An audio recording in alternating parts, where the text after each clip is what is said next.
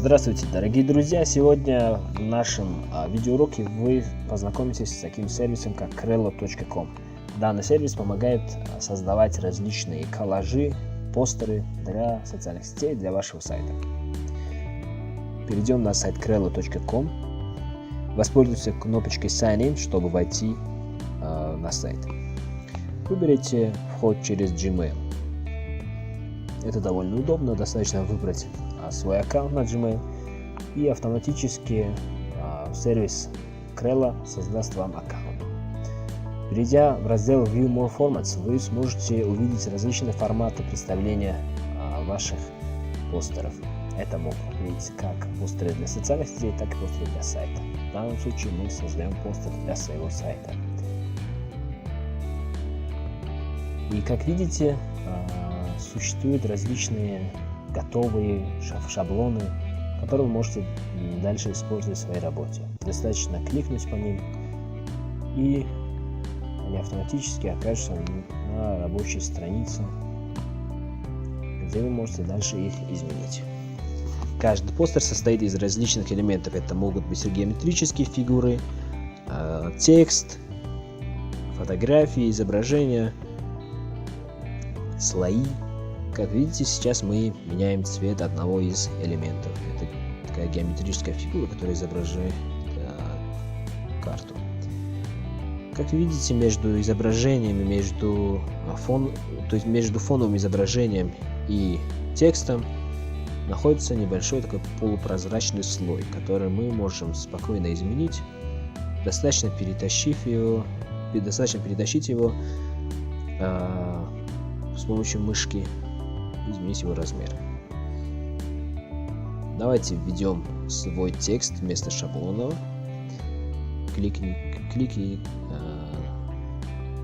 Кликаем по тексту, вводим свой собственный, и с помощью мышки можем спокойно его разместить там, где он нам нужен.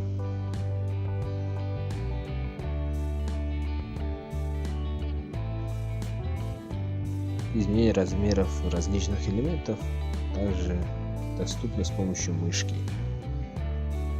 Так, размещаем свой текст. Ненужные элементы можем спокойно удалить.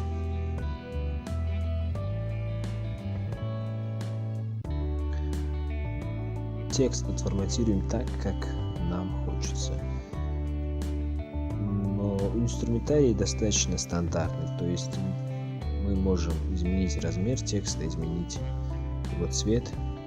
Так, ненужные элементы мы удаляем, кликаем на них мышкой и с помощью кнопочки Delete удаляем.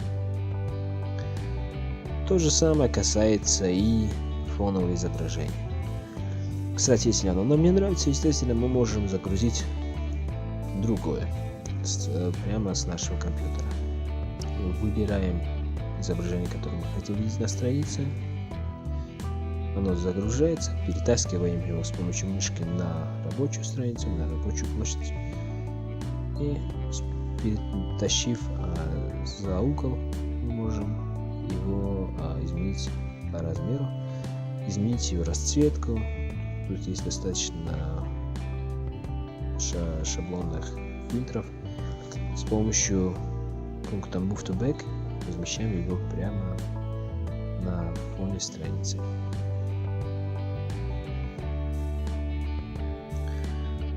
Удерживая с помощью мышки различные элементы, мы можем перетаскивать их. Текст, как мы уже говорили, вы сможете изменить по собственному желанию. Предлагается достаточно большой выбор шрифтов. Правда, к сожалению, не все шрифты поддерживают кириллические буквы. Поэтому выбираем желательно тот, который поддерживает.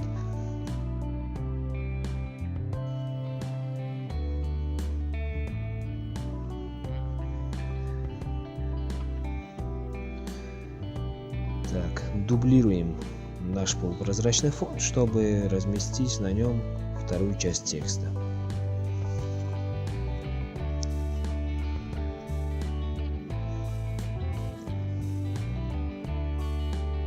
И опять-таки с помощью пункта Move to Back мы размещаем его на фоне текста, то есть между текстом и фоновым изображением, чтобы этот контраст помогал нам сделать текст более читабельным.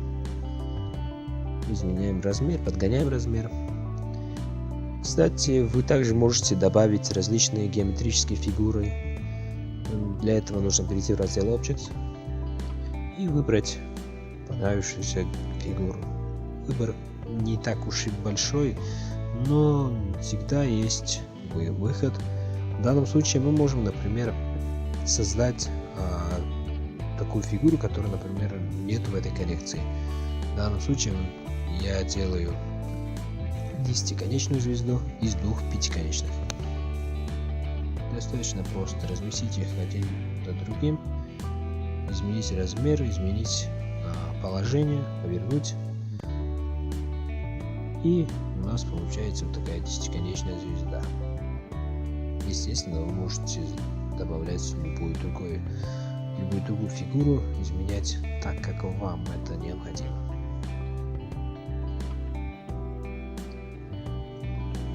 В разделе «Текст» вы можете добавить текст. Текст бывает 3 различных форматов. Это основной, заголовок, подзаголовок и 3-й формат текста. Это текст для параграфа.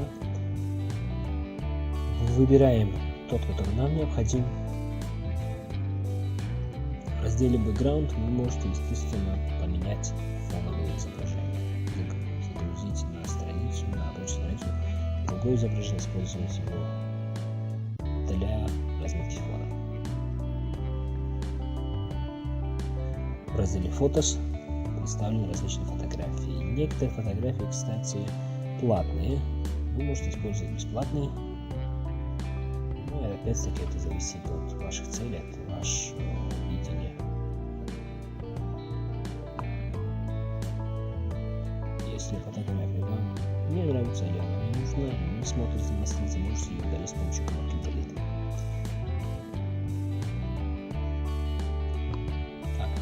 Давайте немного поменяем тот текст, который мы ввели. Я сейчас введу другие слова, добавлю немного. Для того, чтобы изменить текст, мы можем воспользоваться контекстным меню, которое сразу же появляется, как только мы выделяем текст, начинаем работать с текстом. Мы можем, естественно, изменить шрифт текста, сделать его больше, меньше, отрегулировать расстояние между отдельными буквами. И давайте сделаем так, чтобы наш текст состоялся из 2 частей. Первые 2 слова отличались по размеру от 3 остальных. Однако, к сожалению, не получится просто выделить и изменить размер.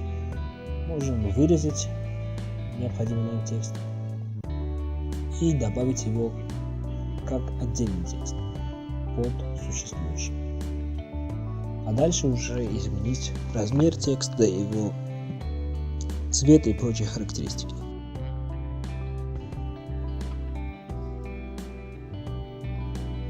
Так, как видите, у нас получилось два первых слова, они отличаются от 3 последующих именно размером. Сохраняем наш постер и с помощью кнопки Download и выбора формата, в данном случае JPEG, мы загружаем готовый постер на свой компьютер. Как только постер загрузится в формате изображения, вы можете открыть его и посмотреть, что именно получилось. Как видите, по сути, ничто не отличается от того, что вы видите в рабочей области страницы. Можете дать своему проекту отдельное название, чтобы не запутаться между различными проектами в будущем, когда будете создавать другие постеры, другие коллажи. Загрузим еще один раз наш постер, но уже в формате PNG.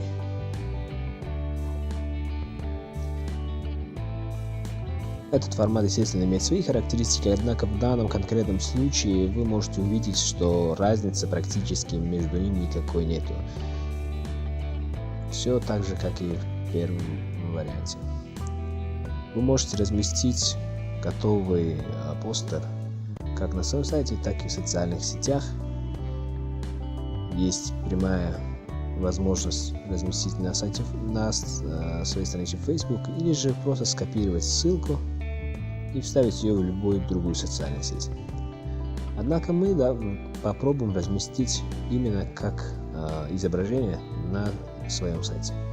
Добавляем новую статью, размещаем, перетаскиваем загруженные изображения на рабочий стол, так легче дальше будет их найти во время загрузки на свой сайт.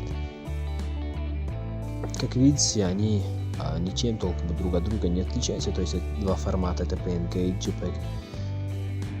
Даже по размеру они практически одинаковые, такой большой разницы между ними нету. И когда вы загружаете на свой сайт, вы загружаете их как обычное изображение. Ничего примечательного и особенного в этом в принципе нету. Вот изображение загрузилось на сайт, разместили его, смотрим, обычное изображение, но оно создано не с помощью фотоаппарата, не с помощью каких-то утилит в компьютере, а с помощью сервиса Crello. Желаю всем удачи. Спасибо за внимание.